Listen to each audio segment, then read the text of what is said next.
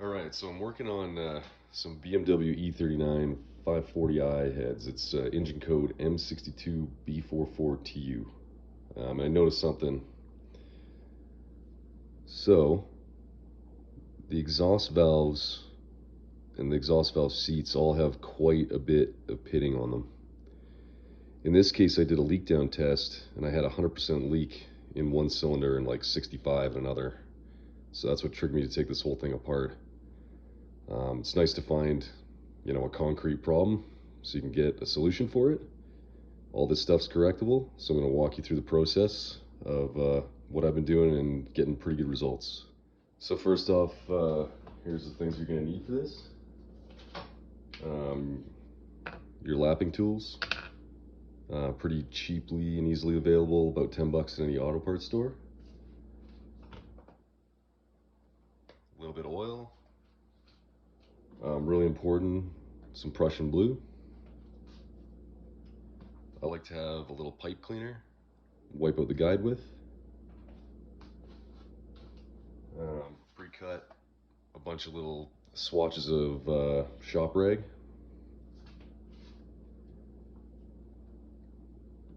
Need some valve grinding paste or lapping compound.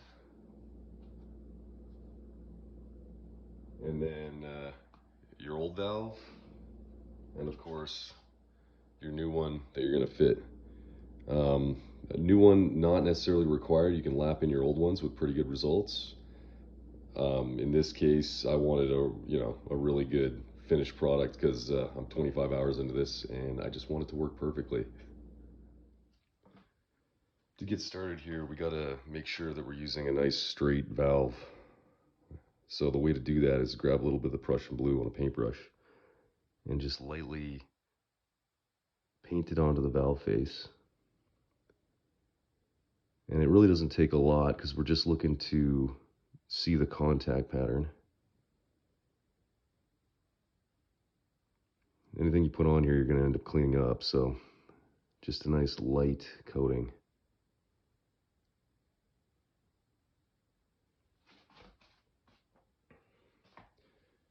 A little bit of oil on the stem.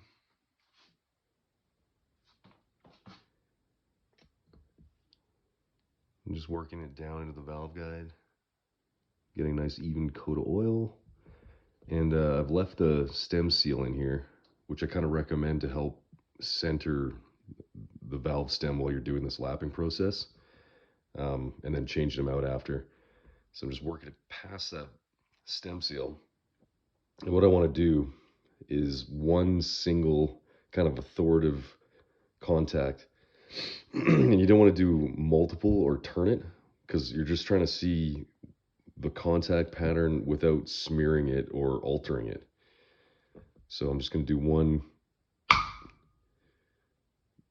like that and bring it back out.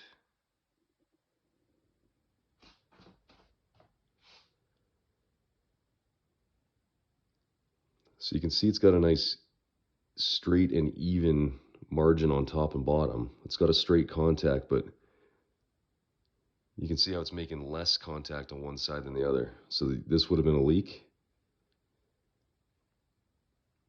If you're reusing your valves, I'd recommend trying to keep them all in order from where they came out. In my case, it doesn't really matter because I'm going to fit each one. But yeah, you can see obvious sealing problems. Looking at the seat, there's a gap right here. The pitting is obvious as well. Like this is the source of all the compression loss. Another way to check if these are straight is you just chuck it in a drill and grab a rag, just lightly holding it in the rag and observing the face angle, and you'll be able to see if there's run out. It'll be pretty obvious.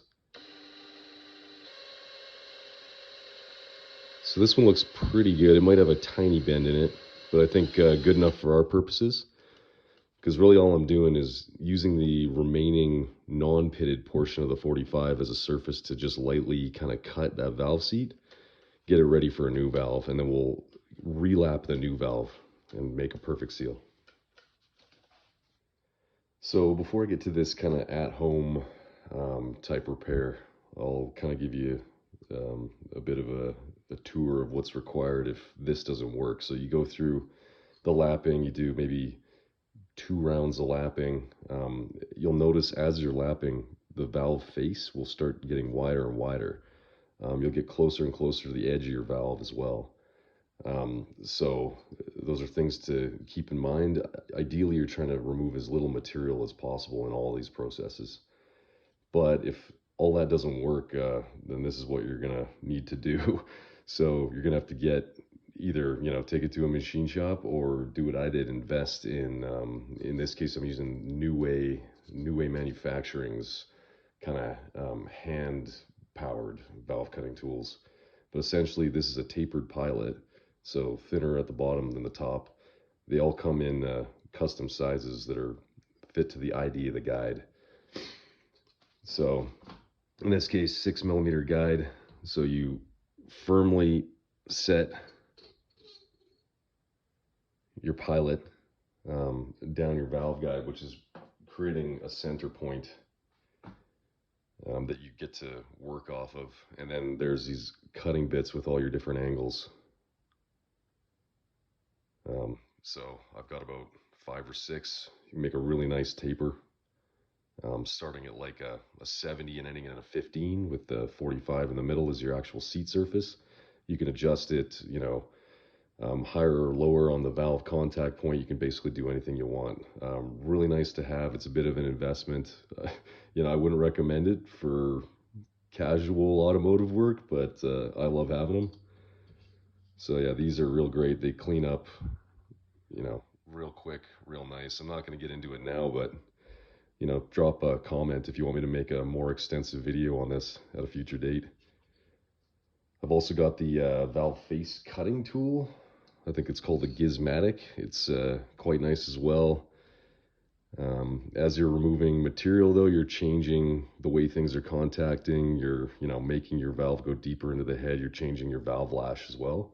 So it's a complex process. Not going to get into it now, but that could be done at home too. So, spend a bit of money, take some risks. It's really nice to be able to do this stuff on demand, right?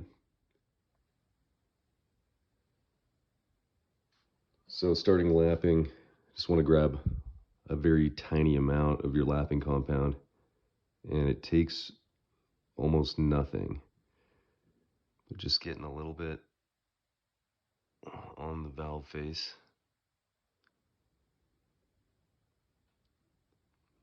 Generally kind of all over the valve face.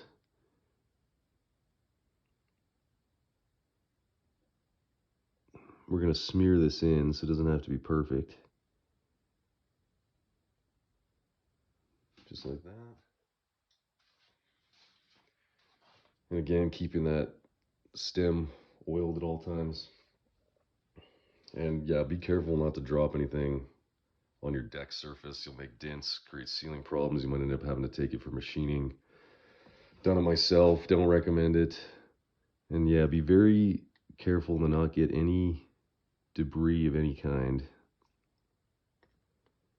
down that guide, because you'll score it up. If you do that, there are little flex zones available where you can actually kind of crosshatch the inside of your guide, like almost like a cylinder wall. I mean, you're using a far finer grit. I typically use about 600, 800. In this case, it's bronze guide. You want like super fine finish. And I will be doing that because I did score a couple. Well, they may have been scored before, but I found some scoring. I'm trying to get my hands on an aluminum oxide hone for this because the softer metal, I'm not willing to try to use my silicon carbide hones. They may tear it up a little bit more than I want. And again, you're changing the guide to stem clearance in that case, right? With bronze guides, they're extremely tight. You could probably run them looser, but you want to kind of preserve the original tolerances as much as possible.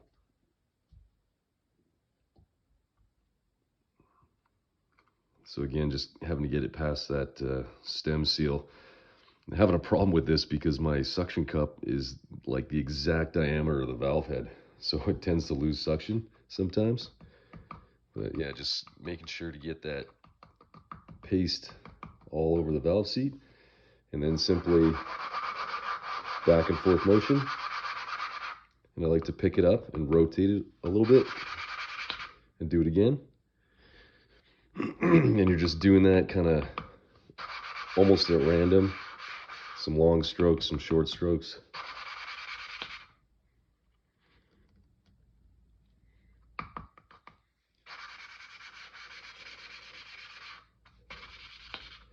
And you can hear as the grit kind of breaks down finer and finer. And that's what you're looking for. You'll also feel it gets harder to rotate,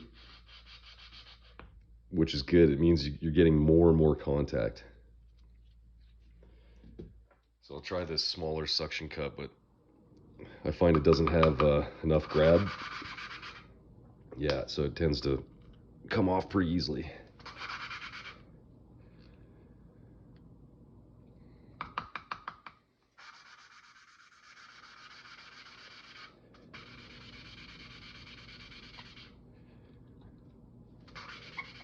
Yeah, it's kind of getting the job done.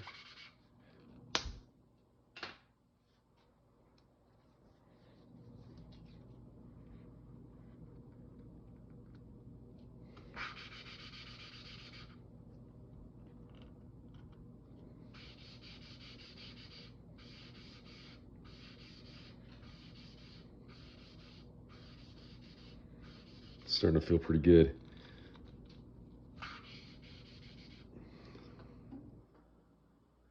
So just taking it out, careful not to contact stem to that compound because you don't want to transfer anything into the guide. And then just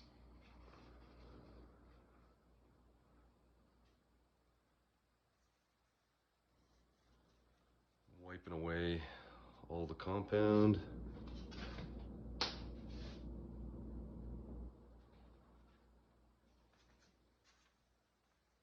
Always being as careful as possible to be clean, not get any of the sediment anywhere. So yeah, actually already, that's cleaned it up pretty damn good. You can still see some pitting. This would probably seal. I mean, totally reusable.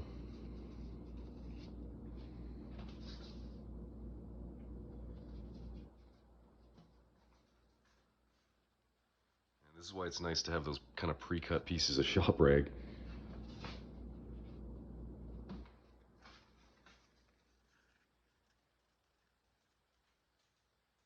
of small enough to get in there without getting stuff everywhere.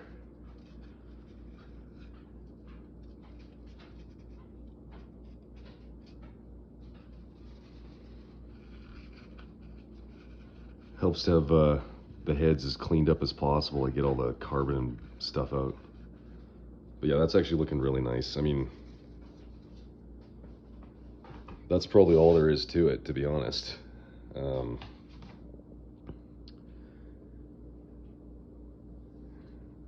Yeah, you could probably run this at this point with that valve we just fitted. I'm going to take it a step further, because you got these new valves, perfect face. So now I'm going to fit this absolutely perfect 45 to this seat, make a really nice contact. Make sure it's got a perfect seal.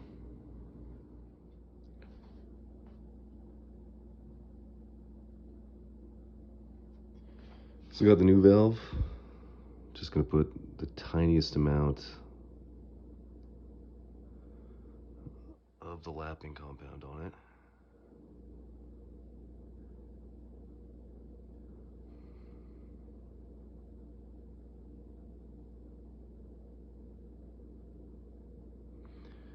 Just give it a tiny amount of grit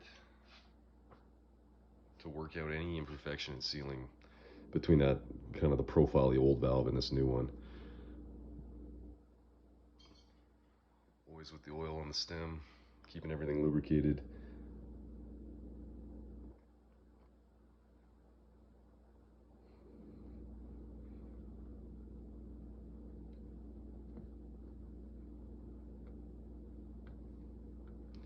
and just starting very lightly.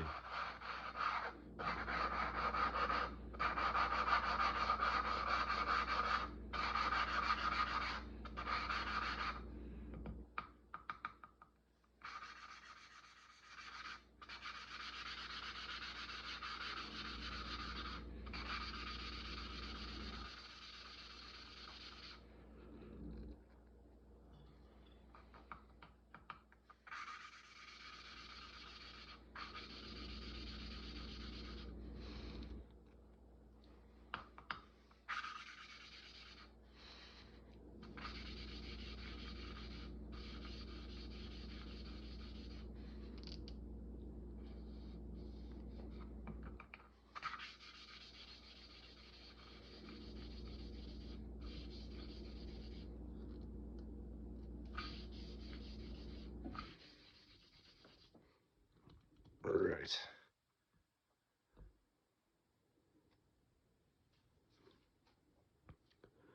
So you can see that the lapping compound is broken down really fine. So it's going to be a really close fit here.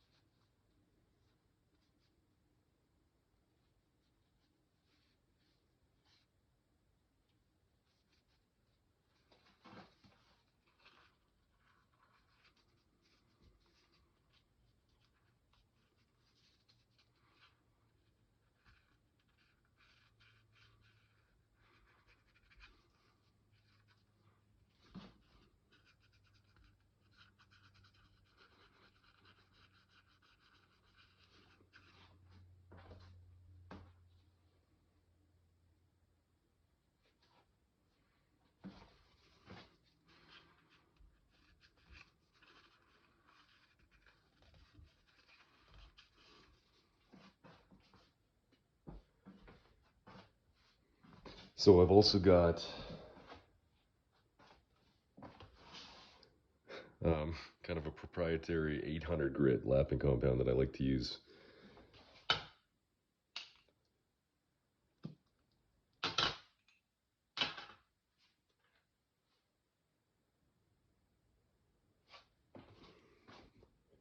So it's super fine stuff. And what it'll do is you'll notice the first, like the Permatex lapping compound, is it's pretty gritty stuff.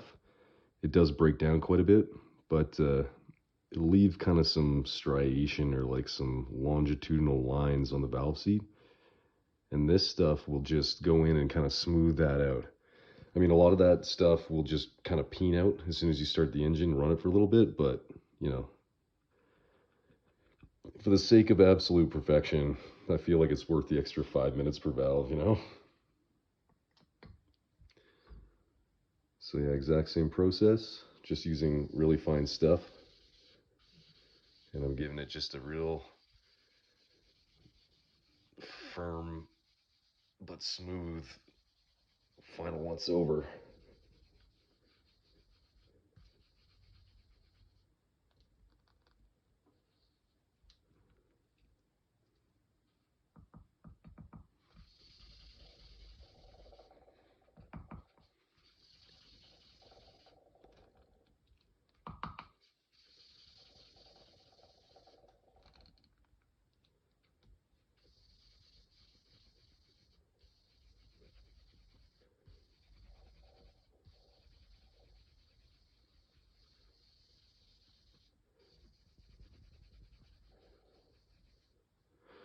All right, that should do it.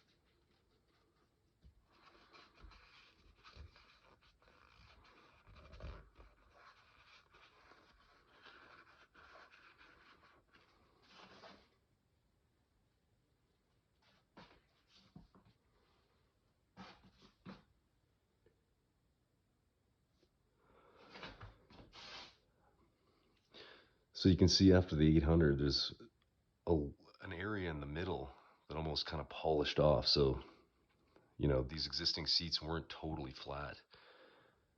Not something to worry about.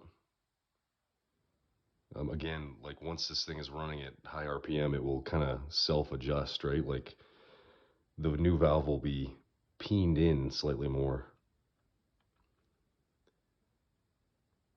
But we're just, you know, trying to get it set up as well as we possibly can right out the gate. So you've gone through all your lapping steps, and then final thing to do here, just grab a little bit more blue. And again, lightly painting it on the face.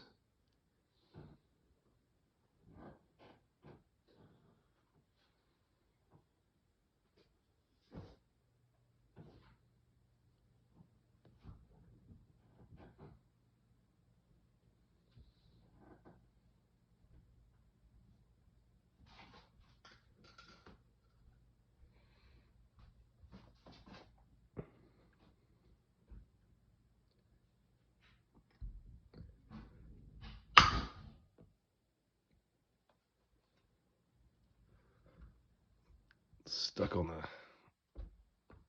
there we go.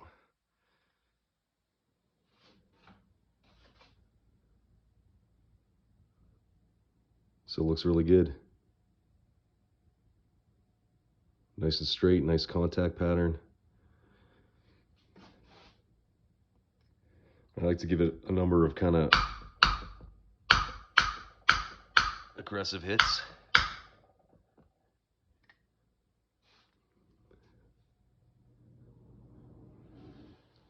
You can really see what's going on, but that is going to be a perfect seal.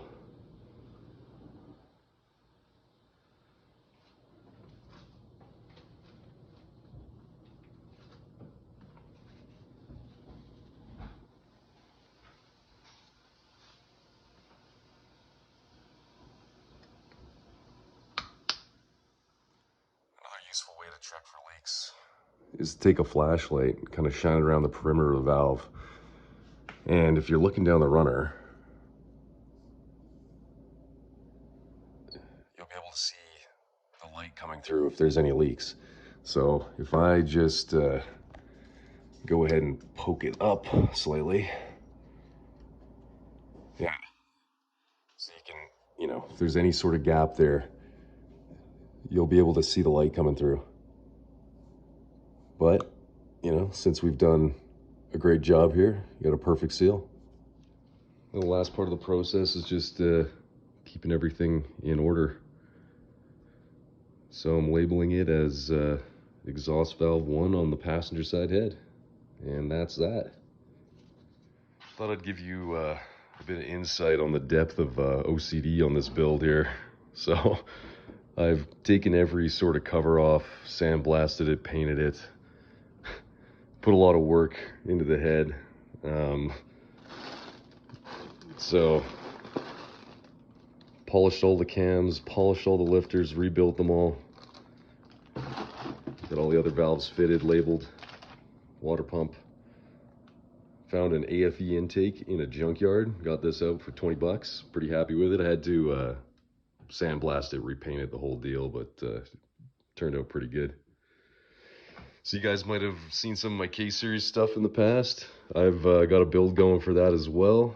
This one kind of took precedent because that's my daily. So I want to get it back up and running up here in Canada. Winter's coming fast, so lacking time and, you know, doing what I got to do to get it done. If you like this, if you're interested in BMW content, let me know. I can make some more videos when I'm putting this whole thing together. Thanks.